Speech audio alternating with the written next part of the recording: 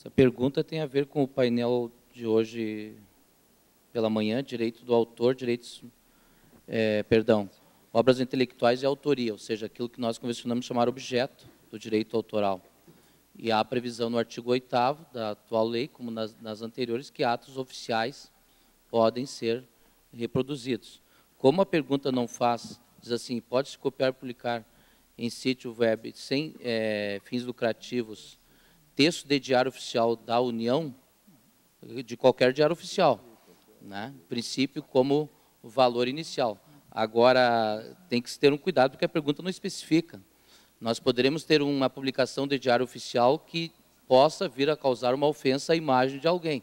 Então, nós estamos em um outro direito, novamente, ou seja, da proteção da imagem, que também constitucionalmente é assegurada. Então, respondo positivamente, sendo que aqui não especifica, em princípio, como princípio, sim, tomando-se o cuidado, eu estou exemplificando, pode ter um funcionário que seja afastado do serviço público, a bem do serviço público por uma irregularidade. E isso pode ser uma decisão que esteja pendente de recurso, ou seja, que não transitou em julgado. Eventualmente, posteriormente, vindo a reverter essa decisão, pode, em tese sempre, ocorrer aí uma ofensa à imagem do referido funcionário. Para o professor Manuel, como proceder no caso de fotografias em domínio público, quando não se sabe a autoria, é inconcebível a perda delas para o labirinto do esquecimento? Bom, eu acho que se não se sabe a autoria, a obra cuja autoria se desconhece tratada na lei como uma obra anônima. A obra, se ela é uma obra anônima, eu acho que ela fica numa situação complicada. Quer dizer, a lei autoral prevê obras anônimas, nós temos a situação das obras anônimas, elas não caem no domínio público, a lei tem uma regra segundo a qual exerce o direito econômico é de quem as publica. Agora, não acho que elas deveriam cair no labirinto do esquecimento. E eu entendo que esse dispositivo que vai tratar das obras órfãs é um dispositivo que vai resolver, em parte, esse problema, justamente que a obra órfã é aquela cujo autor não é conhecido, seja porque ele não se identificou, seja porque, embora eu saiba quem é, não consigo localizar eles ou seus herdeiros. Então, como nós vamos ter no painel, num dos painéis amanhã, a questão da obra órfã, eu acho que esse problema estaria equacionado lá.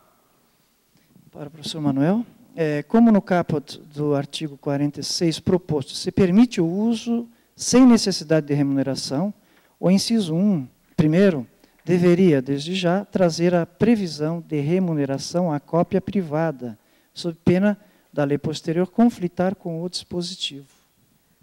Na verdade, a ressalva vem no parágrafo único desse artigo. O parágrafo único diz que o disposto no inciso 1 aplicar-se-á sem prejuízo de remuneração compensatória estabelecida em lei. Ou seja, está previsto expressamente na lei. Outra, de Felipe. Partindo do pressuposto de que uma palestra gere algum tipo de renda ao palestrante, mesmo com fins didáticos, o uso de imagem ou trilha sonora sem autorização dos autores fica proibido? Na minha opinião, o conceito aqui é o mesmo que a gente estava falando há pouco da obra didática, né? Toda vez que o uso não é justificado para aquela finalidade, eu acho que ele está fora da permissão legal.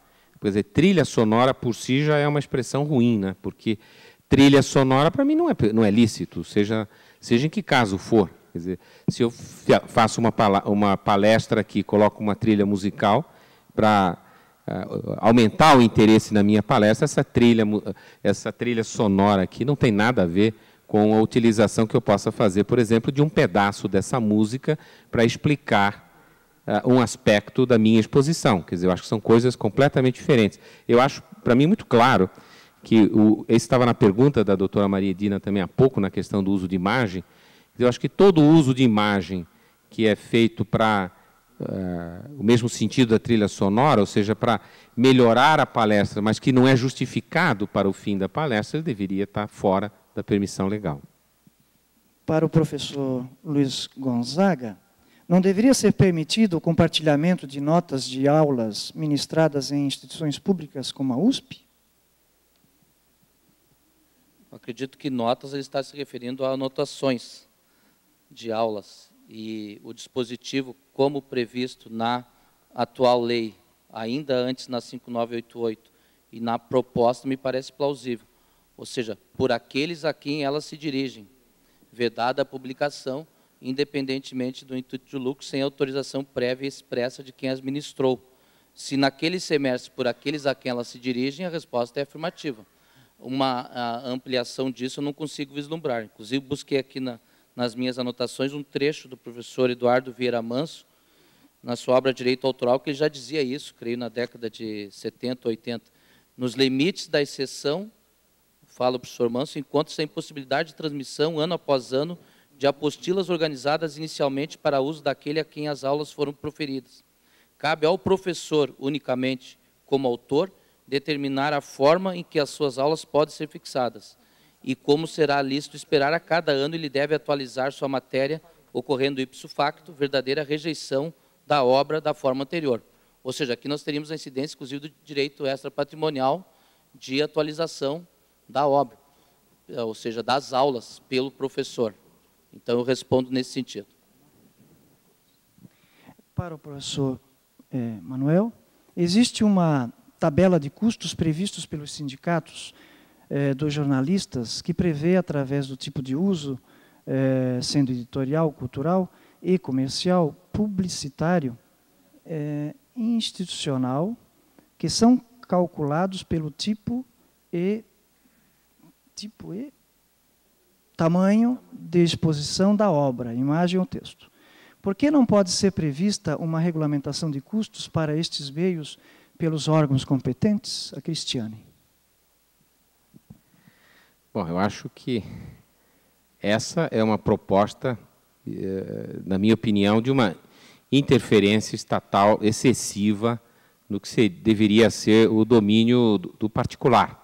Quer dizer, em princípio, a fixação de preço pela utilização deveria ser objeto de negociação e deveria se deixar para o mercado regular. Então, eu acho que aqui, eu particularmente entendo que esta não é uma boa proposta em termos de política, porque ela prevê uma regulamentação da remuneração. Eu acho que o anteprojeto tem uma solução melhor para isso, que está na chamada licença não voluntária, que é justamente os casos em que forem criados obstáculos não razoáveis à exploração de uma obra, e acho que isso poderia também estar dentro do aspecto do abuso de direito.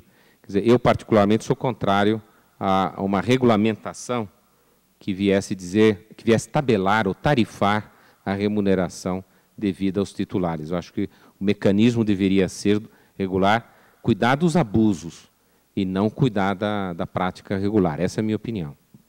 Bem, pessoal, nós estamos encerrando este painel.